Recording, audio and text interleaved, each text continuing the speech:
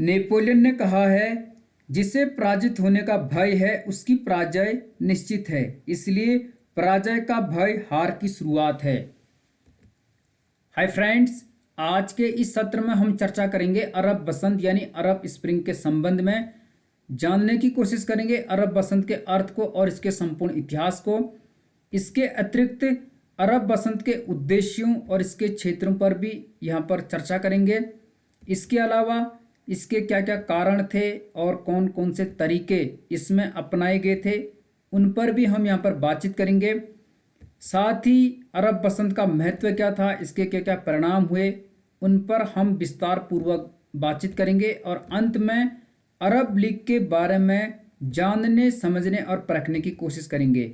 ये सत्र आपके लिए काफ़ी इम्पोर्टेंट होने वाला है। इसमें आपके कई सारे डाउट्स और कॉन्सेप्ट क्लियर होने वाले हैं, इसलिए आप इस सत्र को धैर्य, लगन और मेहनत के साथ अंत तक देखने की कोशिश कीजिएगा। चलो प्रारंभ करते हैं आज के इस महत्वपूर्ण सत्र को।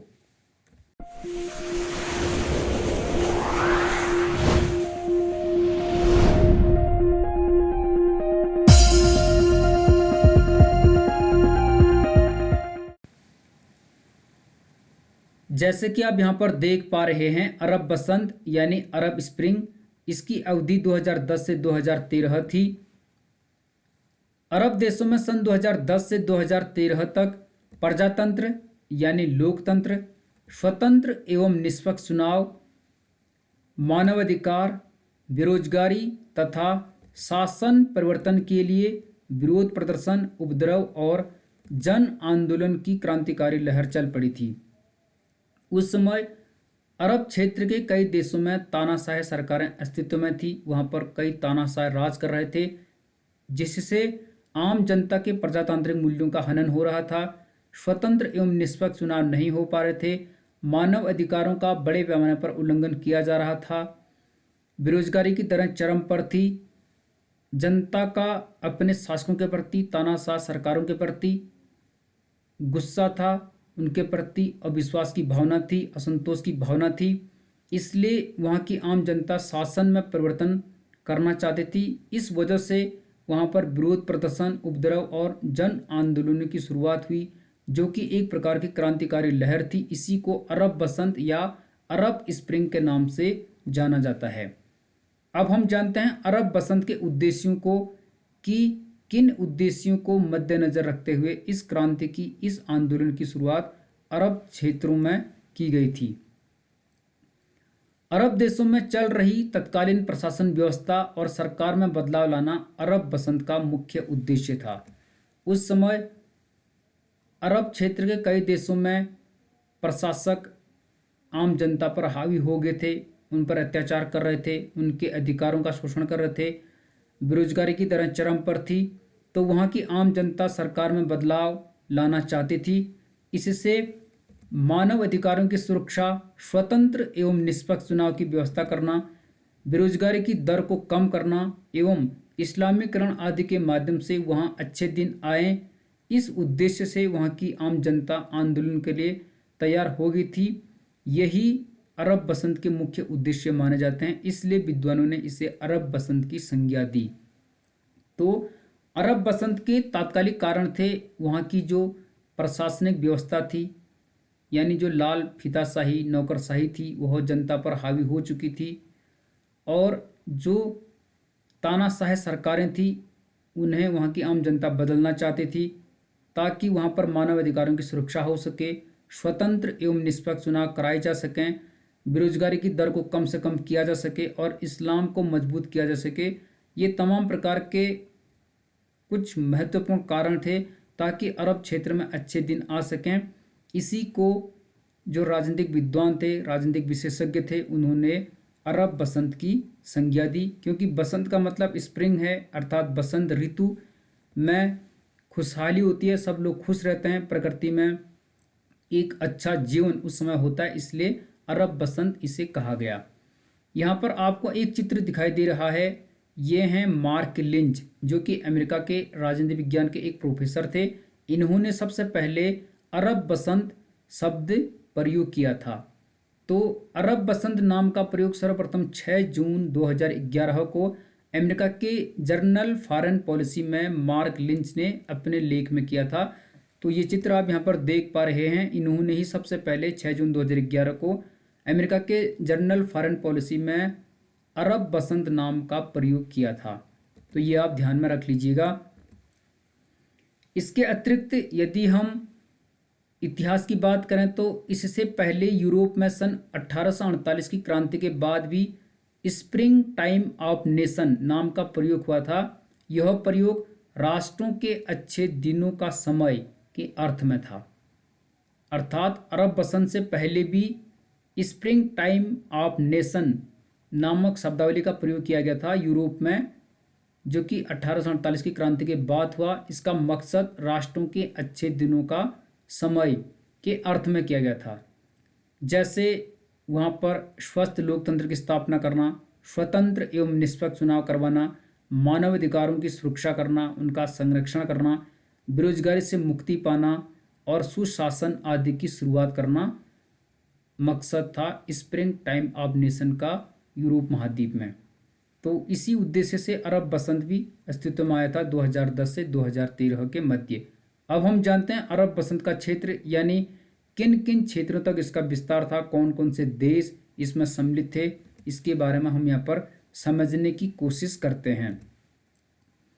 इस आंदोलन की शुरुआत ट्यूनीशिया की क्रांति, जो कि दिसंबर 2010 से जनवरी 2011 के मध्य हुई, यहाँ से मानी जाती है। तो ट्यूनीशिया की क्रांति से शुरुआत मानी जाती है अरब बसंत की। ट्यूनीशिया की क्रांति दिसंबर 2010 से जनवरी 2011 के मध्य यानी लगभग 1 महीने तक हुई थी। शीघ्र ही यह आंदोलन अरब देश और उसके आसपास के क्षेत्र में फैल गया। जो अरब लीग है उसके देशों और उसके आसपास के जो अन्य क्षेत्र थे उसमें यह आंदोलन फैल गया। अरब बसंत जिन क्षेत्रों में फैला उनमें ट्यूनीशिया, मिस्र, Libya, Yemen, Bahrain, Syria, Algeria, Iraq, Jordan, Morocco, Sudan, Oman, Saudi Arab आदि प्रमुख देश थे। इसमें मुख्य रूप से पूर्वी अफ्रीका, पश्चिमी अफ्रीका, उत्तरी अफ्रीका और पश्चिमी एशिया के देश थे अरब बसंत में।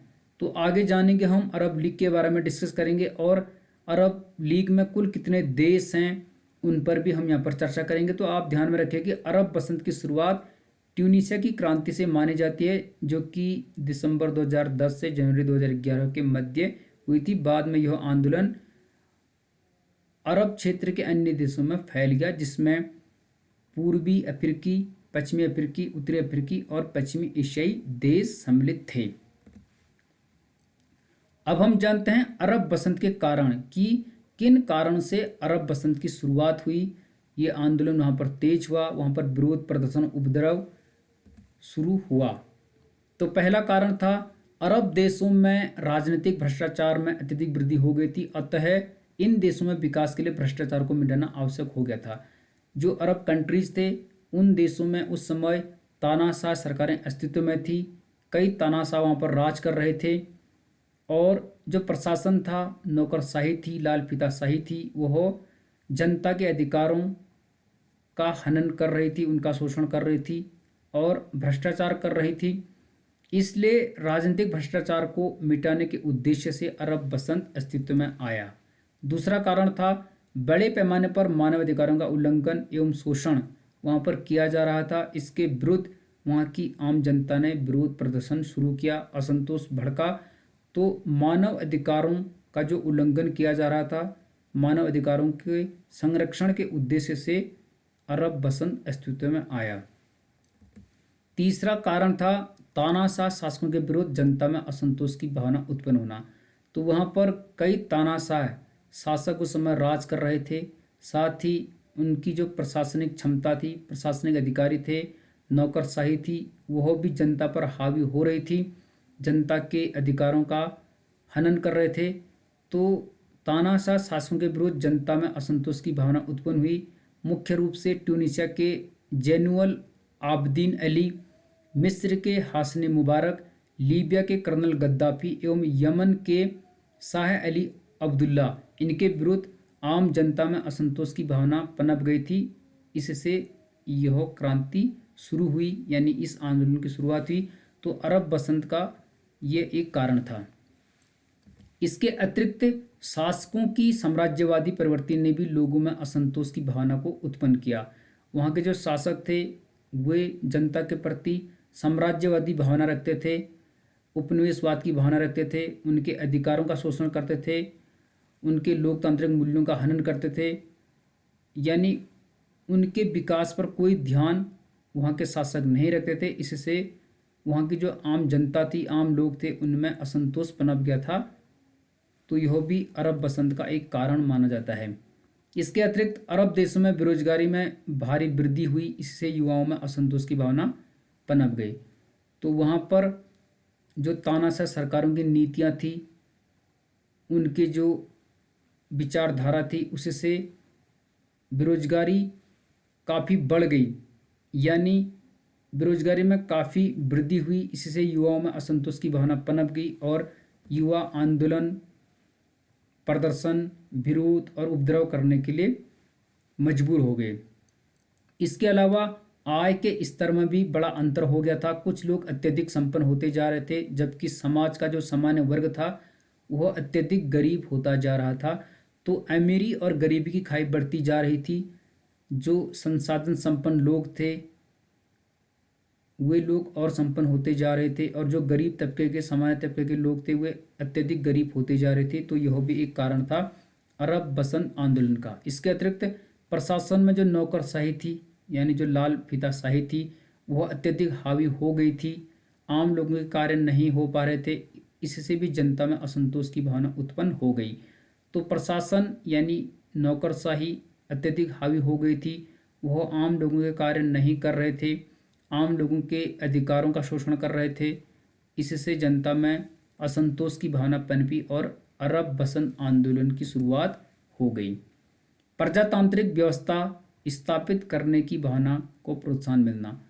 तो वहाँ की आम जनता चाहती थी कि लोकतांत्रिक व्यवस्था स्थापित हो, प्रजातांत्रिक तरीके से चुनाव हो, प्रजातांत्रिक सरकारों का गठन हो और राजनीतिक स्थिरता हो, भ्रष्टाचार समाप्त हो। तो प्रजातांत्रिक व्यवस्था स्थापित करने की भावना को प्रोत्साहन मिला। इससे भी अरब जो बसंत है उसकी शुरुआत हुई। तो ये कुछ कारण थे अरब बसंत शुरू होने के।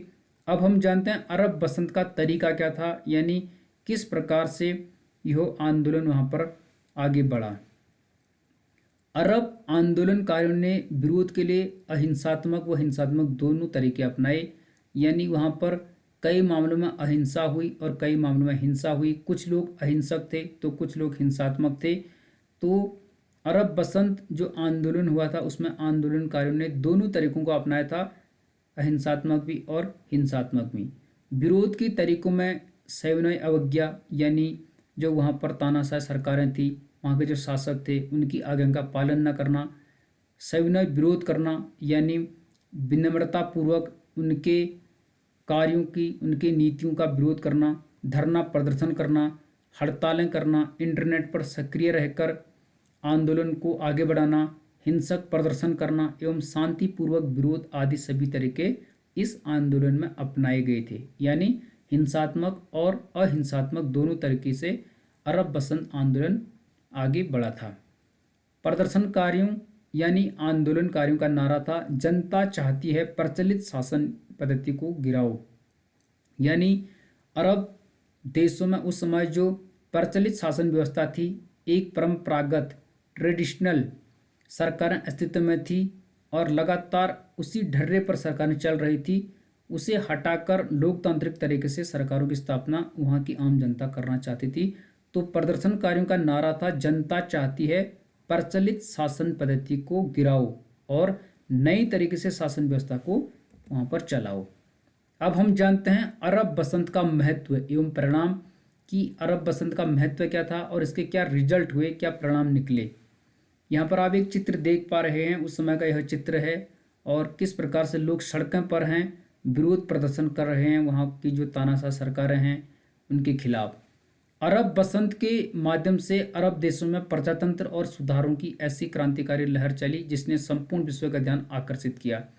तो जो अरब बसंत आंदोलन हुआ उसके माध्यम से अरब देशों में लोकतंत्र और सुधारों की शुरुआत हुई। एक क्रांतिकारी लहर चली जिसने संपूर्ण दुनिया का ध्यान अपनी तरफ आकर्षित किया। वर्षों से चली आ रही तानाशाह सरकारों का अंत हुआ एवं सभी अरब देशों में सुधारात्मक दृष्टिकोण की ओर ध्यान दिया जाने लगा। जो दशकों से तानाशाह सरकारें अस्तित्व में थी उनका वहाँ पर अंत हुआ और अरब देशों में सुधारात्मक कदम उठाए गए और उसकी तरफ जो वहाँ की सरकारें थी उनका ध्यान उस समय जाने लगा। तो प्रजातंत्र की शुरुआत हुई, सुधारों की शुरुआत हुई, तानाशाही सरकारों का अंत हुआ और जनता को अपने अधिकार मिलने लगे। यहाँ पर आप कुछ चित्र देख पा रहे हैं, ये उस समय के तानाशाह हैं, इनके बारे में हम यहाँ पर समझने की कोशिश करेंगे। ट्यूनीशिया के जैनुअल आबदीन अली जो कि यहाँ पर हैं, देख पा रहे हैं, ये उस समय ट्यूनीशिया के तानाशाह थे, जैनुअल आबदीन अली। दूसरा चित्र आपको दिखाई दे रहा है, ये थे मिस्र के हासनी मुबारक, ये मिस्र के तानाशाह थे। और तीसरे यहाँ पर आप देख पा रहे हैं लीबिया के कर्नल गद्दाफी, तो ये लीबिया के तानाशाह थे। साथ ही यमन के शाह अली अब्दुल्ला भी एक तानाशाह थे यमन के, इनका तख्ता पलट हो गया और उन्हें अबदस्त करके नई सरकारें वहाँ पर बनाएगी। तो ये आप ध्यान में रख सकते हैं कि जो ये तानाशाह थे ट्यूनीशिया के जैनुअल आबदीन अली, मिस्र के हासनी मुबारक, लीबिया के कर्नल गद्दाफी और यमन के शाह अली अब्दुल यानी अब्दुल्ला, इनका तख्ता पलट हो गया, इनकी सरकारें गिरा दी गई, उन्हें अबदस्त कर दिया गया और वहाँ पर नई सरकारें गठित की गई। तो ये आप ध्यान में रख लीजिएगा। इस प्रकार वहाँ पर राजनीतिक लोकतंत्र की शुरुआत हुई, प्रजातंत्र की शुरुआत हुई और जनता को अधिकार मिले। इसके अतिरिक्त कुवैत, लेबनान, ओमान और बहरीन ने भी अरब बसंत के भारी विरोध प्रदर्शन को देखते हुए अपने प्रशासन में विभिन्न प्रकार के सुधार किए। जब मिस्र में, यमन में, लीबिया में विरोध प्रदर्शन हुए, वहाँ के तानाशाह को हटा दिया गया, सरकारों का अंत कर दिया गया, नई सरकारों का गठन किया गया। तो इसे देखते हुए कुवैत, लेबनान, ओमान और बहरीन ने भी अरब बसंत के भारी विरोध प्रदर्शन को देखते हुए अपने प्रशासन में, अपने शासन में विभिन्न प्रकार के सुधार किए ताकि जनता शांत हो सके। इसके अतिरिक्त मोरक्को एवं जॉर्डन में संवैधानिक सुधारों की शुरुआत होगी, ठीक है, यानी कॉन्स्टिट्यूशनल रिफॉर्म वहाँ पर लाए गए मोरक्को में और जॉर्डन में। अल्जीरिया में 19 वर्ष पूर्व जो आपातकाल लागू किया गया था उसको हटा दिया गया। इसके अतिरिक्त अरब बसंत में 1,70,000 से अधिक लोगों की जानें गई। इसने यह स्पष्ट कर दिया कि प्रशासनिक अराजकता एवं तानाशाह को जनता अधिक दिनों तक सहन नहीं कर सकती। तो 1,70,000 से ज़्यादा लोग इसमें मारे गए, इतने लोगों की जान गई। इससे यह स्पष्ट हुआ कि जो प्रशासनिक अराजकता है, तानाशाही सरकारें हैं, इसको जनता अधिक दिनों तक सहन नहीं कर सकती और आंदोलन के लिए मजबूर होकर अपने अधिकारों के लिए लड़ सकती है। इसके अतिरिक्त अरब बसंत के प्रभाव से ही कुछ शासकों ने दोबारा चुनाव लड़ने से मना कर दिया और कुछ ने त्यागपत्र दे दिया। जब अरब बसंत आंदोलन अपने चरम पर था तो इसके भय से, इसके प्रभाव से वहाँ के जो कुछ शासक थे, जो तानाशाह सरकारें थी, उन्होंने दोबारा चुनाव लड़ने से मना कर दिया और कुछ ने स्वतः ही त्यागपत्र दे दिया। इसके अतिरिक्त अरब बसंत में शांतिपूर्वक विरोध प्रदर्शन करने वालों की ओर विश्व का ध्यान आकर्षित हुआ और ऐसे कुछ विरोधकर्ताओं के नाम नोबेल पुरस्कार के लिए भी नामित किए गए। तो अरब बसंत हिंसात्मक और अहिंसात्मक दोनों तरीके से लड़ा गया था, यानी आंदोलन कहीं कहीं हिंसात्मक था तो कहीं अहिंसात्मक था। विरोध प्रदर्शन करने वालों की ओर विश्व का ध्यान गया जो शांतिपूर्ण तरीके से विरोध प्रदर्शन कर रहे थे। ऐसे कुछ विरोधकर्ताओं के नाम नोबेल पुरस्कार के लिए भी चयनित किए गए, जैसे यमन के तवक्कुल करमान को सन 2011 का शांति के नोबेल पुरस्कार से सम्मानित किया गया। इन्होंने अरब बसंत में शांतिपूर्ण विरोध के आयोजन में महत्वपूर्ण भूमिका निभाई थी, इसलिए संयुक्त रूप से इन्हें 2011 का शांति का नोबेल पुरस्कार दिया गया। ये यमन के थे और इनका नाम था तवक्कुल करमान, ये महिला थी और इन्हें 2011 का शांति का नोबेल पुरस्कार से सम्मानित किया गया क्योंकि इन्होंने अरब बसंत में शांतिपूर्वक तरीके से विरोध प्रदर्शन करके जनता के अधिकारों को उठाया था, उन्हें जागरूक किया था। और जो तानाशाह सरकारें थी, जो नौकरशाही, लाल फीताशाही, आम जनता के अधिकारों का शोषण कर रही थी, उल्लंघन कर रही थी, उनके विरुद्ध इन्होंने शांतिपूर्ण तरीके से आवाज़ उठाई थी। अब हम जानते हैं अरब लीग के बारे में।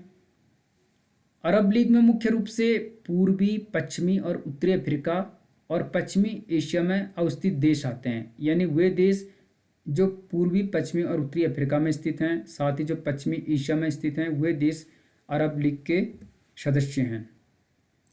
अरब लीग की बात करें तो इसकी स्थापना 22 मार्च 1945 को हुई थी, इस्लामिक देशों के क्षेत्रीय संगठन के रूप में।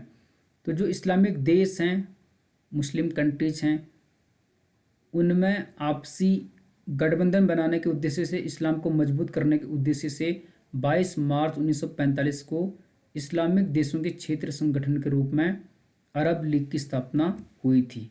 सदस्य देशों की बात करें तो वर्तमान में इसमें 22 सदस्य हैं, 22 कंट्रीज इसके मेंबर हैं। और इसका मुख्यालय काहिरा में है, जो कि मिस्र की राजधानी है। ये भी आप ध्यान में रख लीजिएगा। कई जगह इजिप्ट लिखा होता है या मिस्र के हैं, तो काहिरा में इसका मुख्यालय है।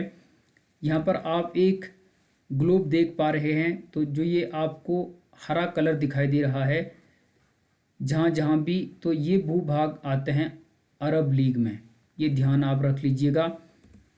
इसमें मुख्य रूप से पूर्वी, पश्चिमी और उत्तरी अफ्रीका और पश्चिमी एशिया के देश आते हैं। और ये इनका झंडा है अरब लीग का, तो ये आप यहाँ पर देख सकते हैं। और इसके अतिरिक्त अरब लीग के कंट्रीज आप यहाँ पर देख सकते हैं, ये 22 देशों के झंडे हैं, तो इससे भी आप इसे स्पष्ट रूप से समझ सकते हैं।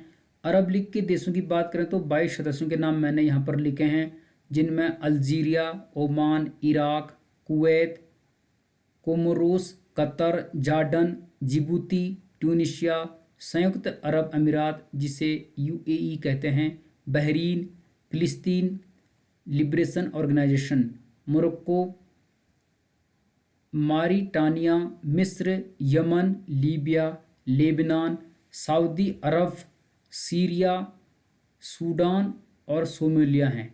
तो ये कुल मिलाकर 22 सदस्य देश हैं वर्तमान में। ये इसके सदस्य हैं अरब लीग के, और इनका मकसद इस्लाम को मजबूत करना है।